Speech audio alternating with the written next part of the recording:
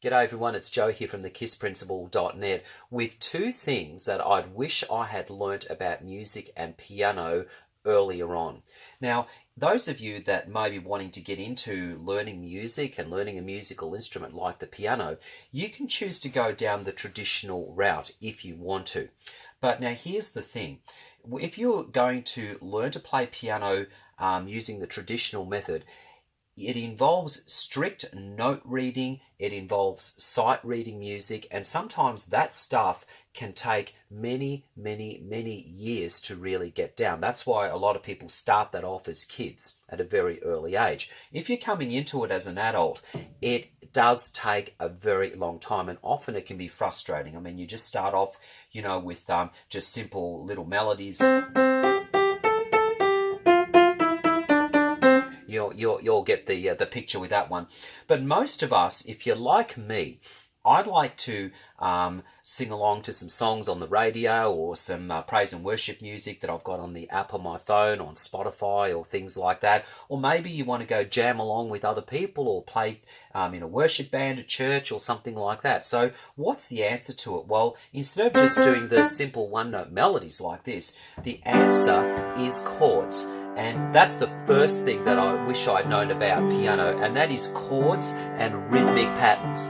You can take a shape and put it to the keyboard, and you can add a rhythmic pattern to it, and you can already start playing some decent music. And you can have some just basic starter chords. And that's your G, your D, your E minor and C. That's very common in a lot of songs and praise and worship songs. And, once you've learnt your G, your D, your E minor, C, you can move into other chords, like you've got your E, your B, your C sharp minor, A. And you can just continue to add to your repertoire. And you can play something that sounds really full and sounds great on the piano. Now, some of you might be saying, oh, okay, I get it, chord piano, I've heard this before. But what about if you want to play melodies? Well, here's the good news, and this is number 2 of what I wish I was taught on piano, and that is not just playing chords in root position like this, but to play them in what we call inversions. So say, for example, if we've got a D chord on the keyboard, we can play it in different places up and down the keyboard.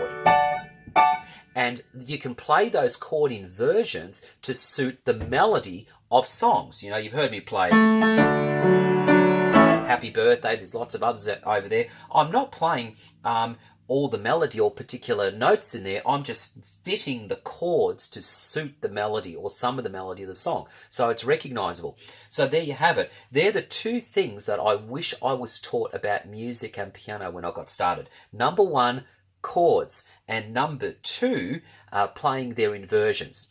So as I like to say, with a tree, the individual notes are like the frilly bits on the leaves, but the tree has a core structure. It's got a root, a trunk, limbs, and that all branches out to the leaves. In the same way with music, unless you've got all your frilly bits, your notes there, but they all go back to a core structure, and that is what chords are about. It's like the glue that holds it all together.